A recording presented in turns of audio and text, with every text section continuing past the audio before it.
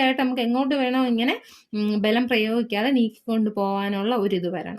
അപ്പോൾ അതിന് വേണ്ടിയിട്ട് നിങ്ങൾ ഫ്രീ ഹാൻഡായിട്ട് തന്നെ എന്ത് ചെയ്യുക, ഇങ്ങനെ സ്റ്റിച്ച് ചെയ്ത് വെറുതെ റൗണ്ടിന് ഇതതുപോലെ എന്ത് ചെയ്യുക, അതുപോലെ തന്നെ ഇങ്ങനെ നീക്കി ഫ്രീ ഹാൻഡായിട്ട് ഇങ്ങനെ എത്രത്തോളം നമ്മൾ നീക്കി കൊണ്ടുവരാൻ പറ്റും അത്രത്തോളം നമ്മൾ എന്ത് ചെയ്യുക, ഇങ്ങനെ സ്റ്റിച്ച് ചെയ്ത് കൊണ്ടുവരും.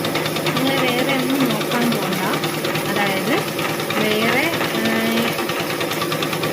നമ്മൾ ഈ ഫ്രെയിമിനടുത്തെത്തുമ്പോഴത്തേക്ക് നീക്കാൻ കണക്കാക്കി അങ്ങനെ ചെയ്താൽ മതി. കണ്ടോ, ഇങ്ങനെ ചെയ്ത് നമ്മൾ ഫ്രീ ആയിട്ട് ഇങ്ങനെ സ്ഥലമുള്ളിടത്ത് ഫ്രെയിം പെട്ടെന്ന് വേറൊരു ക്ലോത്ത് ചെയ്യാൻ വേണ്ടി നിൽക്കേണ്ട. ഇതിൽ കൂടെ തന്നെ ഇങ്ങനെ ചെയ്ത് പോവുക. കാരണം വേറൊരു ക്ലോത്ത് എടുത്താൽ വീണ്ടും നിങ്ങൾക്ക് അതൊരു ഇതല്ലേ. അതായത് ഇതിൽ മാക്സിമം ചെയ്തിട്ട് അടുത്ത ക്ലോത്ത് എടുക്കുക. നമ്മൾ പഠിക്കുന്നത് തന്നെയല്ലോ, അതുകൊണ്ട് കുഴപ്പമില്ല. കണ്ടോ, ഞാൻ ഇങ്ങനെയാണ് പഠിച്ചത്. കുറേ നേരം ഇങ്ങനെ സ്റ്റിച്ച് ചെയ്ത് അത് കഴിഞ്ഞിട്ടാണ് ഞാൻ ഡിസൈനിലേക്ക് കടന്നത്. കണ്ടോ, ഇങ്ങനെ ആകുമ്പോഴത്തേക്ക് നമുക്ക് എങ്ങോട്ട് വേണം നമ്മൾ കൈ ചലിപ്പിക്കാൻ പറ്റും ഫ്രെയിമുമായിട്ട്. കണ്ടോ, നീക്കി അപ്പോൾ സ്റ്റിച്ച് നമ്മൾ ഉദ്ദേശിക്കുന്ന രീതിക്ക് വരും. കണ്ടോ, ഇതുപോലെ സ്ഥലമുള്ളവർക്കെല്ലാം ഇങ്ങനെ ചെയ്ത് വരുമ്പോഴത്തേക്ക് നമുക്ക് നന്നായിട്ട് നമ്മുടെ കൈ എന്ത് ചെയ്യും, വഴങ്ങും.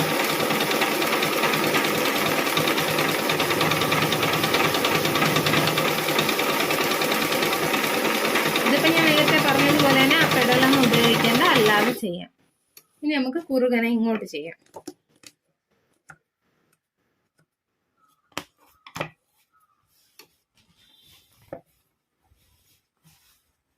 കണ്ടോ, നമുക്ക് ഇങ്ങനെ ചെയ്യാം.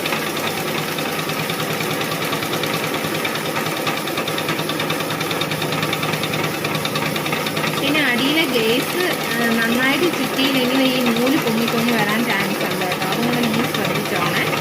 നല്ല ടൈറ്റായിട്ട് തന്നെ ഗേസിലെ നൂലും കൂടെ ഗേസിലെ നൂലും കൂടെ ചുറ്റാൻ നോക്കുക. കണ്ടോ, ഇങ്ങനെ ഫുള്ളായിട്ട് നിങ്ങൾ സ്റ്റിച്ച് ചെയ്ത് വരുമ്പോഴത്തേക്കും നിങ്ങളുടെ കൈ എന്ത് ചെയ്യും, നന്നായിട്ട് വഴങ്ങി കിട്ടുമ്പോഴത്തേക്കും നമുക്ക് എന്ത് ചെയ്യാൻ പറ്റും, ഫ്രീ ഹാൻഡായിട്ടുള്ള ബാക്കി ചില കുഞ്ഞു ഡിസൈൻസ് വരച്ച് നോക്കണം. അതായത് റണ്ണിങ് സ്റ്റിച്ചായിട്ട് മാത്രം.